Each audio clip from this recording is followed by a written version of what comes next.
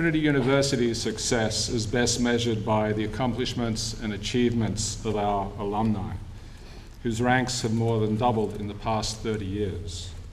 I am very pleased to introduce Daniel Lubetzky, Chief Executive Officer of Kind Healthy Snacks, President of PeaceWorks Holdings, and Chairman of PeaceWorks Foundation, One Voice Movement. Daniel is a serial social entrepreneur known for integrating social objectives with sustainable market-driven forces to develop new business models. Since graduating from Trinity in 1990 with a Bachelor of Arts degree, magna cum laude, Daniel has lived and studied all around the world. He earned a JD from Stanford Law School in 1993, then went on to found PeaceWorks, a not only for-profit business corporation pursuing both peace and profit. Its flagship brands, Medalita and Bali Spice, are made through cooperative ventures among neighbors striving to coexist in the Middle East and Southwest Asia. In 2003, unhappy with unhealthy or unappetizing snacking choices and concerned with rising obesity and diabetes in America, Daniel launched Kind Snacks with the value proposition of being kind to your body, your taste buds, and the world. And Daniel told me this morning that Australia played a very important part in the founding of Kind. In the fall of 2000, Daniel began to research creative ways to amplify the voice of ordinary citizens in the Middle East, culminating with the creation of PeaceWorks Foundation, One Voice Movement, which now has over 650,000 Palestinian, Israeli, and international signatories, including over 2,000 youth leaders with chapters in every Israeli and Palestinian university. In 2010, he co-founded 3,000 Degrees, applying the lessons of PeaceWorks to new ventures in Liberia, Kenya, and India in apparel, jewelry, and homewares. Daniel has published numerous articles, lectured at the World Economic Forum, the World Bank, and the United Nations.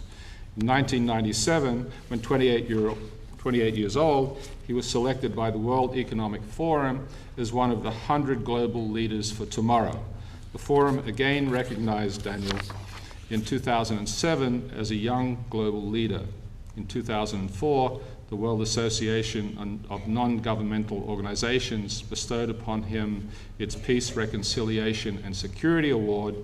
In 2008, he received the Skoll Award for Social Entrepreneurship, accompanied by a $1 million grant to PeaceWorks Foundation. In 2009, Businessweek magazine named him among America's most promising social entrepreneurs, and Time magazine named him among 25 responsible pioneers of social innovation. And the prestigious awards continue, for in 2010, he was selected as Entrepreneur of the Year by Entrepreneur magazine. Ladies and gentlemen, it is an honor indeed to welcome 2003 Trinity University Outstanding Alumnus to the podium, Mr. Daniel Lubetzky.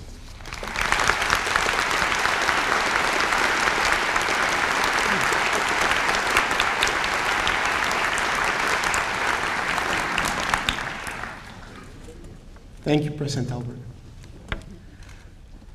Let me tell you why I'm terrified to be here today. The last time I was on stage at Trinity, things did not go very well. It was the fall of 1986. I was a freshman, and I auditioned for a Shakespeare play, The Merchant of Venice. If you can believe it, my accent back then was even thicker and harder to understand than it is now. So Dr. Bloom, the director, gave me a role on two conditions. First, I had to take diction classes from Dr. Sweeney to learn to enunciate. And second, I was going to be the Prince of Morocco so that people could justify this confused accent. I took the role very, very seriously. The Prince of Morocco, traveling thousands of miles to ask for Portia's hand. And I remember during rehearsals, Dr. Bloom kept telling me, the stage is big, fill it up, more passion, more. I was going to be the most romantic, serious suitor Portia had ever seen. Opening night came. The theater was packed. Things were going great. You could feel the electricity in the air. Then I came out. And the second I came out, people started laughing out loud. every word I was uttering. I could see in between the spotlights people literally falling from their chairs, laughing. I was terrified. I was single-handedly destroying this amazing play, and I was scared that the crew was going to hate me. When I came out, everybody started saying, "That was amazing, that was so funny, that was incredible, great job." And only at that time, and I never confessed that to anybody then, did I realize that I was supposed to be a comedic role. For 3 months, I had been so over the top, everybody thought I was in on the joke. I was trying to be as serious as possible. This is the first time I've come clean before the Trinity community. And I doubt that President Albert would have asked me to be your commencement speaker if he had known about this before. But here's why I'm terrified. Today I have so much to share with you guys. I have so much serious advice to give you. What if you end up thinking that I'm joking about it? Will all your hard work derail you? Will all your lives go asunder just because of my confused Mexican accent? I can already see it. Maduka Ogba, instead of winning a Nobel Prize for his work in biological engineering, ends up as a choreographer for Britney Spears. You know, I'm worried. Ryan Luby, otherwise destined to become a senior advisor to the President of Pakistan, is anointed social director at the Coates Library. Inside joke for the students. Jenna Cantwell. I think she's going to be fine. Careers down the drain all because of the accent of a confused Mexican Jew. And I'm really worried that you're laughing already. No, we're all going to be fine. You're such an exceptional group of people, you're going to do great. As long as you follow this one piece of advice. Everything else I share, or anybody else share, you can feel free to ignore. But this one piece you really must follow. Talk with yourselves, often and deeply. Find the time to talk with yourself, to talk to your innermost self, and to understand yourself. To understand what drives you, what makes you passionate, what's important to you, what makes you happy. What is your purpose? All of us have one. Yours could be to make others happy, to be a good parent, to help others, to make this planet clean, to invent a cure for a disease, to franchise Taco Taco nationally so that I can get some of those breakfast tacos in New York City. But whatever you end up pursuing, let it be something that you love and enjoy. Your answers most likely will not come overnight, and it may evolve as you gain other experiences.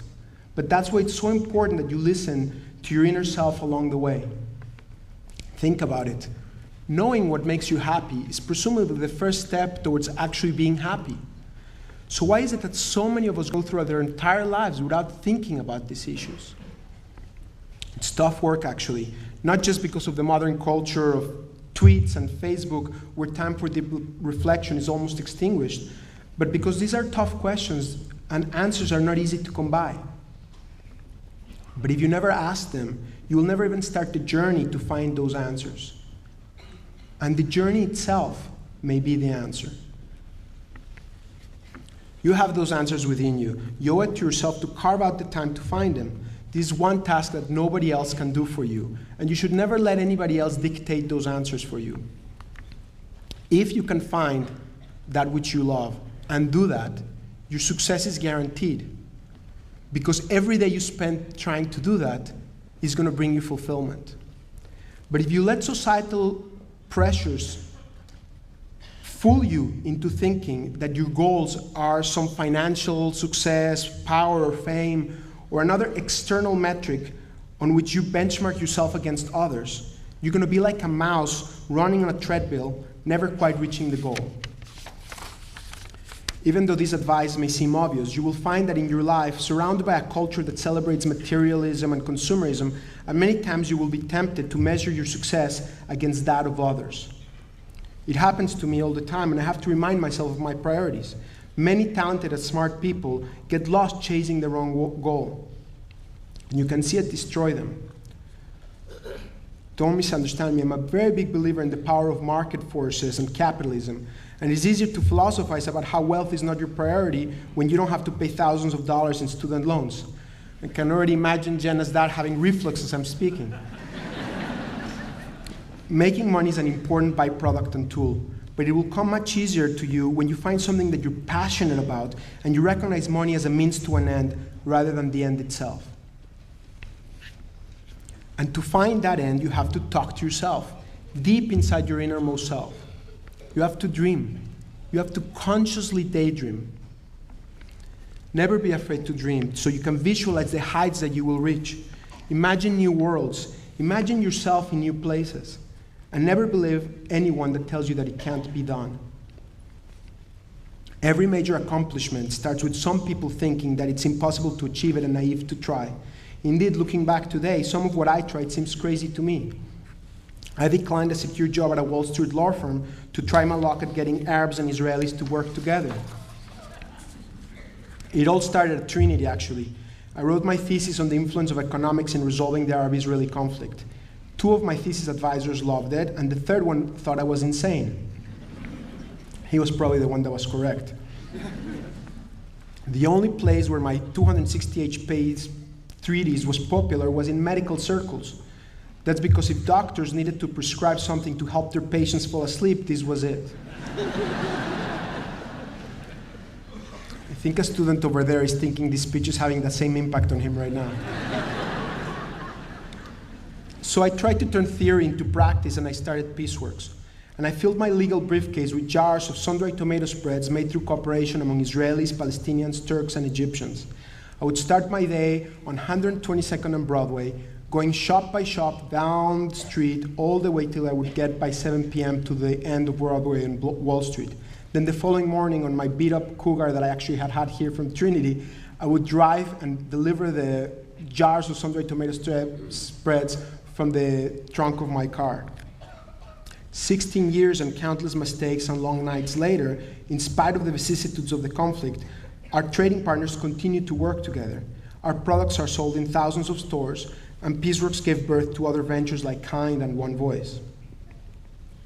When I helped launch the One Voice movement, people thought it would be impossible to mobilize Israelis and Palestinians at the grassroots to propel, this must be another joke from my days as an actor, to propel their elected representatives to end the conflict. They said we could not end the conflict. And 9 years later, I think they were right on that one.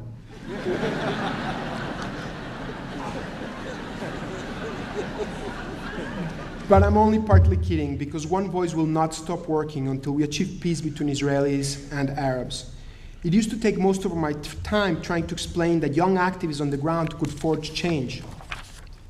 Having witnessed what young people like you did in Egypt and Tunisia, this is no longer a question.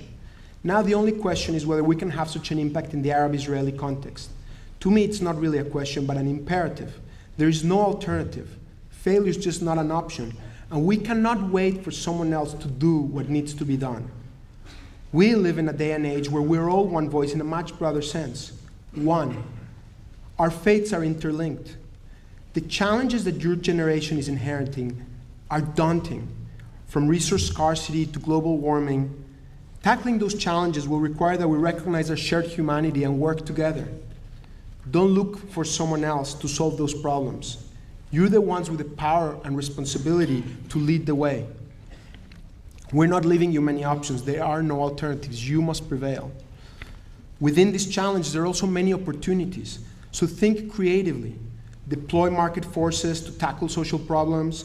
Build business models with social responsibility and social impact inherent in them. Now is your opportunity to dream big, to challenge assumptions, to dare reinvent the wheel, to take some big risks. So talk with yourself and challenge yourself. Be introspective and evaluate what you could have done better during your day. Did you give it your very best to accomplish what you set out to do? You're with yourself more time than anyone else, so take advantage to explore what you did wrong or what you could have done better. Talk with yourself to analyze how you can become a better human being every day. Did you treat someone differently from the way you should have? Did you do what you could today to make the world a little bit better? Did you surprise a stranger with an unexpected act of kindness? Did you thank everyone worth thanking? Let's take one moment and thank all the people that brought us to this point.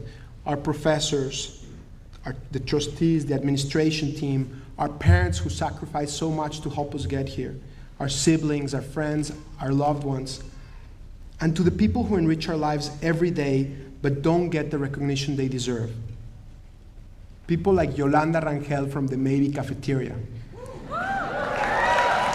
Where are you, Yolanda? Is Yolanda here? She should be hiding somewhere in the audience. Are you there, Yolanda? Somewhere there you are. I know you came. Yolanda should realize that every Trinity student that I spoke with to tell me who made a difference in their lives brought up Yolanda. From the Maybe Cafeteria to the stadium spirit that she had. Wherever she went, she had a smile and she enriched your lives. That's a commitment to excellence. Talk to yourself, because along the road, as you commit to excellence and as you aim high, there will be times where you fall. And the higher you climb, the bigger the fall. Sometimes the fall will hurt. A lot. And at those times, when you talk with yourself, it is most important that you love yourself and you cut yourself some slack. Be comfortable making mistakes as long as you learn from them. But don't be afraid to keep climbing and falling, for failures and the lessons we draw from them most often precede our greatest successes. I cannot think of any venture I have initiated where an earlier failure wasn't an important precursor in an eventual success. Failure holds the seeds of greatness. So long as you water those seeds with introspection, they will be the root of your success. So when you fall and are most vulnerable, remember that you climbed. Remember that you tried, and get up and try again. Whatever you set up as your mountaintop, all that matters is that you be true to yourself and figure out what that is, and that you give it the very best you've got. So that when you look back, as you continue that conversation with yourself, you will know that you lived life fully, with integrity, passion, and fun. Enjoy the ride, and enjoy the conversation.